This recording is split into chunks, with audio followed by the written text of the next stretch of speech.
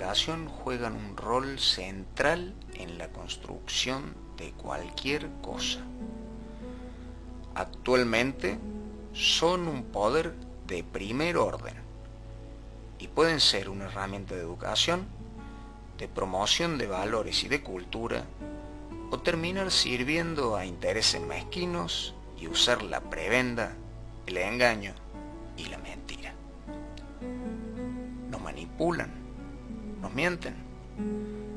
Para saberlo, analicemos las palabras de Pascual Serrano, periodista especializado en medios de comunicación, escritor de varios libros, colaborador de medios alternativos y fundador de Rebelión.org, periódico digital con el que lleva más de 10 años dando la batalla en el campo de las ideas.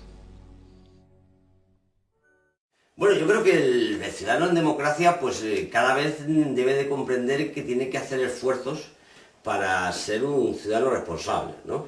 Quiero decir que si el ciudadano en democracia pues debería de leerse los programas electorales de todos los partidos para votar, ¿no? También debería de conocer determinadas cosas de los medios o debería de tener una determinada formación antes de enfrentarse a la situación de los medios. Uno sin duda es saber la propiedad, es decir, de quién es cada medio de comunicación, ¿no? Pequeños detalles que yo creo que se pueden ir conociendo, es decir, si el grupo Prisa debe 5.000 millones de euros a determinada banca, pues evidentemente se podrá pensar que difícilmente va a poder denunciar los sueldos de los directivos de esos banqueros a los cuales les debe 5.000 millones de euros, ¿no? Y que en realidad le tienen bastante ya cogido ideológicamente al periódico, que ya no tiene esa libertad, ¿no?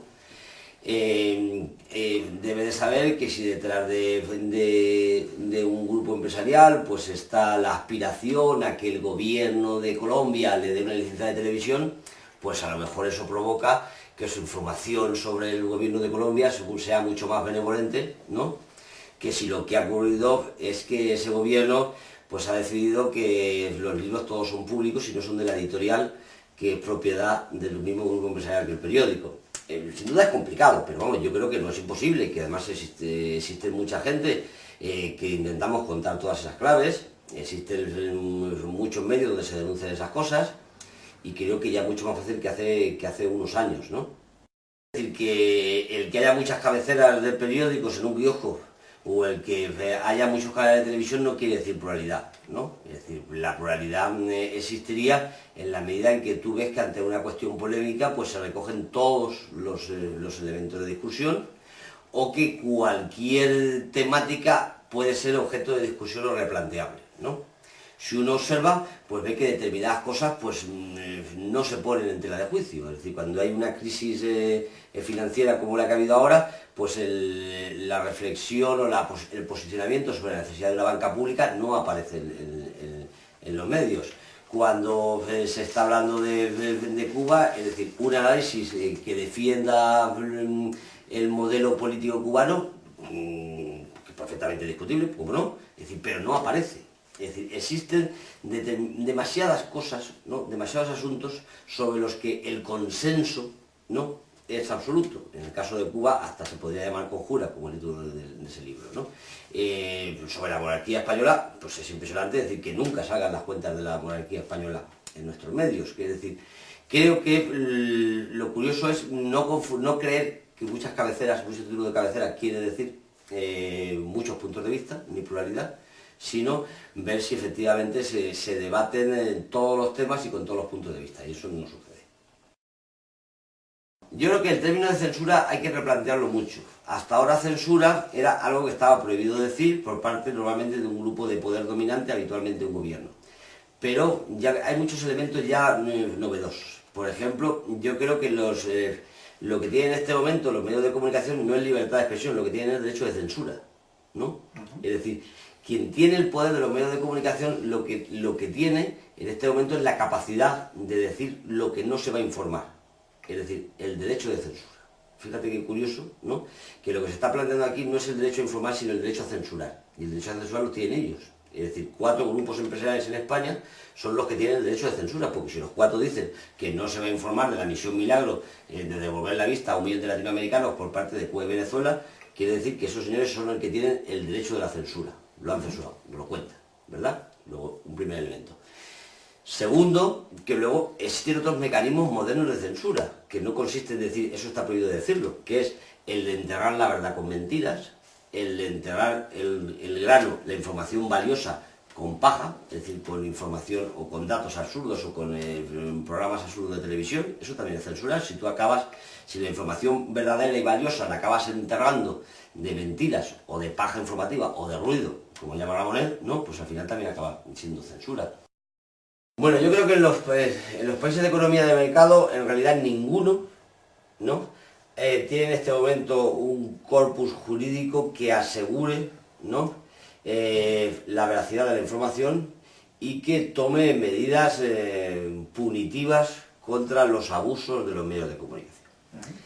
Venezuela ha creado muchos, ha creado varias legislaciones, no se está atreviendo a hacerlas cumplir con suficiente contundencia, y las pruebas están en que todos los días se están mintiendo en Venezuela. El otro día se estaba denunciando en una televisión pública cómo en una manifestación en contra de la ley de educación del gobierno se habían metido sonidos de fuera para dar una imagen de más ruido y de más escándalo, incluido comentarios diciendo, oh, esto está lleno, no cabemos, no sé qué tanto, como fondo, ¿entiendes?, para trucar el ambiente de la manifestación, ¿no?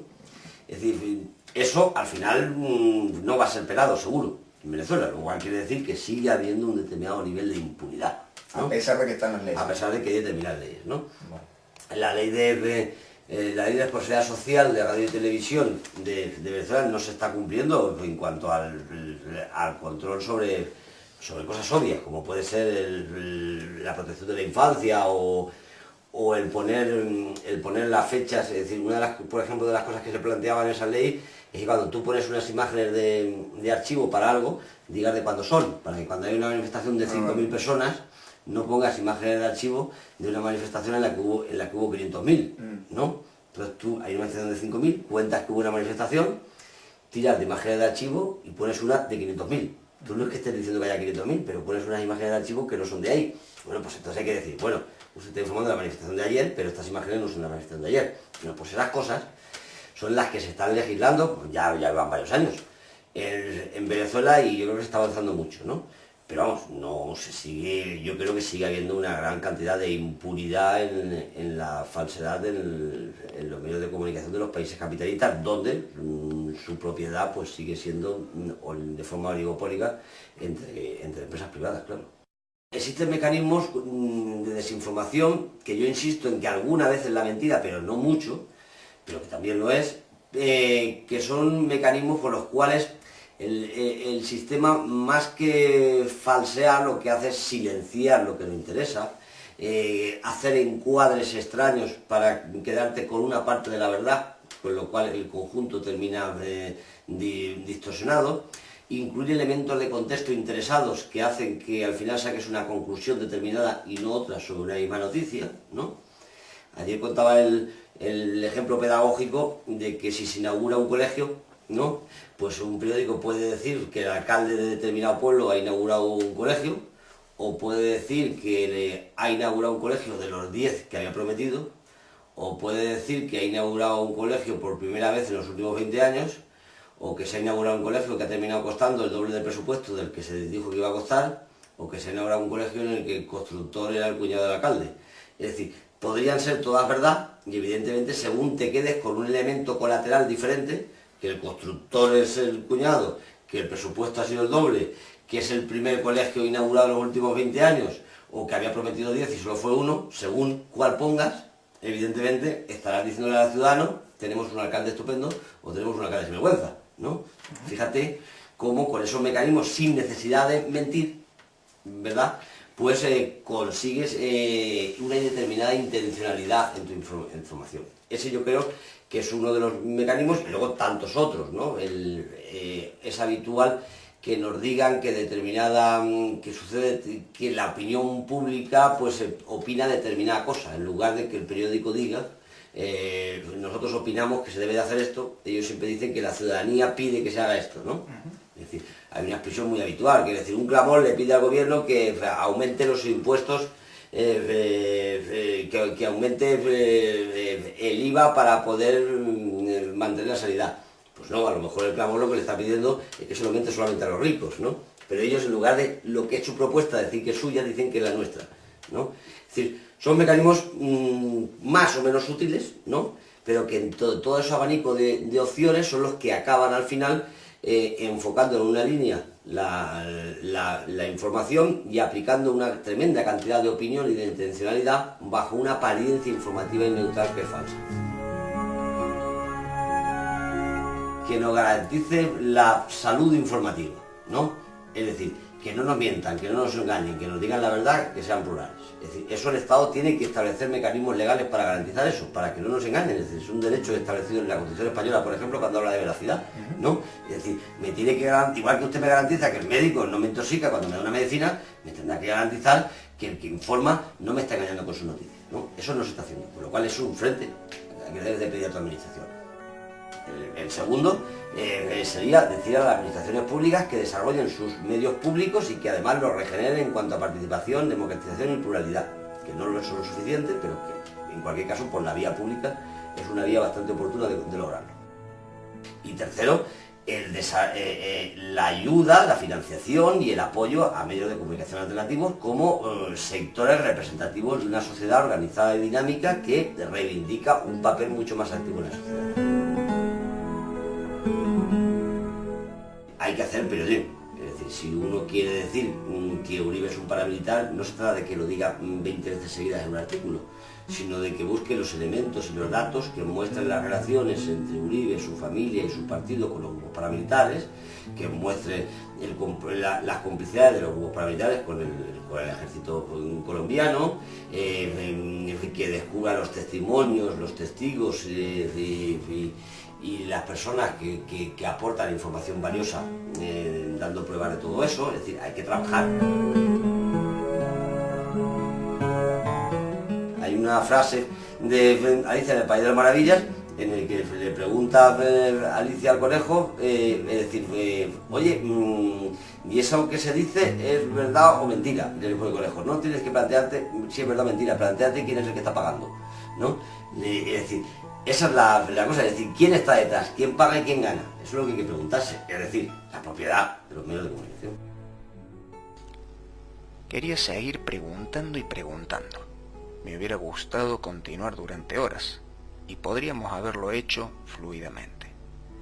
De hecho, en el aeropuerto tuve la sensación de despedirme de alguien a quien conocía desde hace tiempo. Ahora entiendo que es porque Pascual Serrano es un periodista que brinda sinceramente su corazón y su inteligencia a la causa de un mundo más justo para todos. Y un mundo más justo implica necesariamente más justicia. Su trabajo, la constante denuncia de los excesos del poder mediático, imposible para quienes se sirven de él, es un acto de la más estricta justicia. Cuando el poder mediático miente y engaña, abusando de la población, lo que necesitamos es alguien que haga justicia. Al despedirnos pensé, tal vez no vuelva a verte, pero qué bueno poder leerte.